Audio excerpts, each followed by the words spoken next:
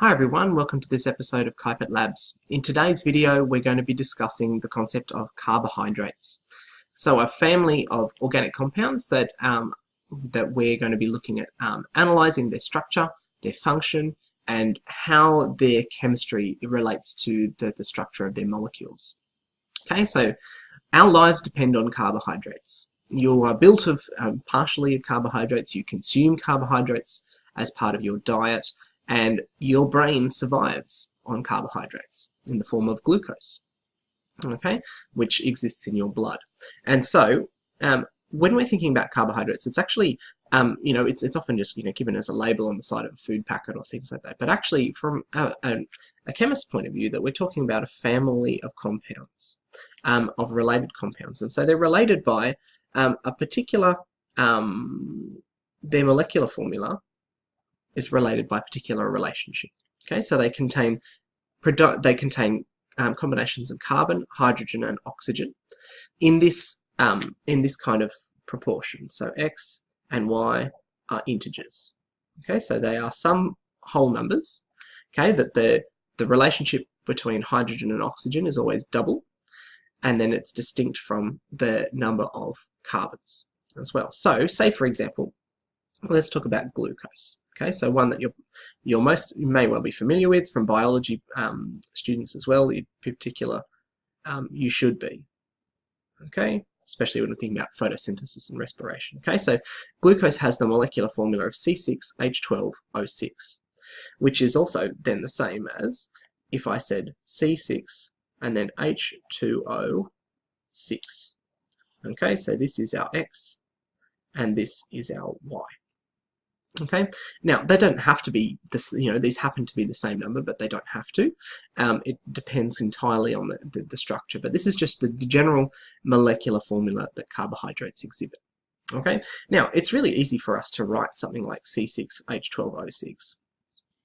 Okay, and to kind of to say, yep, that's the formula. That's, isn't that wonderful? But that we need to start to actually represent the complexities of a structure like that. So what I'm going to do, I'll rewrite this up here so you can remember what kind of compound we're talking about. But, so the way that it looks, we start with a ring structure that looks something like this in the case of glucose. Okay, so we've got a ring that has 5 carbons and then 1 oxygen connected in the ring. Every carbohydrate that we're talking about with these rings has an oxygen present in the ring somewhere, okay, regardless of the size.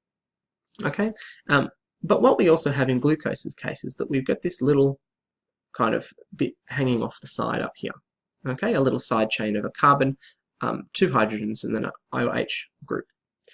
Okay, and then what we have in each of these other things, we've got 2 other groups attached at each point. Okay, so this is a hydrogen. Okay, this is an H and then an OH. This is an OH up here, and then hydrogen down the bottom. And then we have OH groups here, and hydrogens there and there. So this is the structure of glucose. Now glucose, because it has 6 carbons, 1, 2, 3, 4, 5, 6, we call compounds like sugars like this, or carbohydrates, simple carbohydrates like this, hexose sugars. Okay, because hex being 6. Okay, that we also then have other sugars like ribose and deoxyribose. Deoxyribose. Okay, the basis of RNA and DNA, respectively, which have 5 carbons, and so we call them pentose sugars. Okay, that's kind of the general sort of basis. Okay, but so what we do, just kind of clearing that away to give us a little more working space, is that you can see that a structure like this is really quite complex to draw, and it's also quite difficult to be working with. Now you do need to actually be able to memorize this structure to be able to work with it and recognize the position of the OH groups as well, so that you can kind of keep a close eye on that.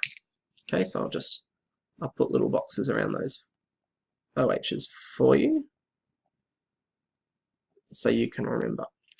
Now, it's these four ones that are of particular importance, not so much this one up here, because there's no other kind of variation that could happen there. But what we see is that at each of these carbons, that the position of this OH group can vary. And what that does is that then will produce a similar but different sugar. So instead of glucose, it might be something else. Okay, but because this is quite a complex structure, it can help us to actually represent it a bit more simply. And so what we do is that we can actually simplify this ring. And what we would do is and to try and kind of represent some of that kind of its actual kind of 3D shape, we draw it like this. Okay, so it looks like this. So, and then kind of colored this in. What that's doing is it's kind of giving a pseudo 3D kind of appearance to this ring. So it's kind of like it's coming out of the board towards us rather than looking just like a weird kind of boat. Okay, at each kind of these points here, like with a general kind of carbon skeleton way of drawing molecules, like, you know, what we might do for butane, where we might draw it like that. What this it has is that at each of those points represents a carbon atom. Okay, and then what we can do is that then we attach all of our other bits and pieces. Okay, and then we even simplify these to straight lines. Okay, so H, OH, OH, H, H, H, OH, OH. Okay, so these two things are equivalent to one another. It's just an alternative way to represent it that simplifies some aspects that are pretty straightforward.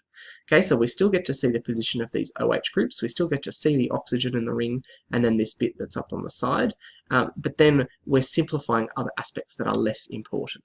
Okay, and so you will encounter both of these kind of ways of drawing sugars, especially in the textbook that we use. Okay, so you do need to be familiar with how that looks. Okay, so what we can see, so carbohydrates are a family of compounds with a particular molecular formula, CX, H2O, Y. We've seen examples such as glucose and ribose, deoxyribose, that contain either 5 or 6 carbons respectively in a ring structure. We're seeing that the ring structure is quite complex, that we need to be familiar with, that we have a way to simplify that to make it easier to understand. All right, thanks very much for watching. Bye for now.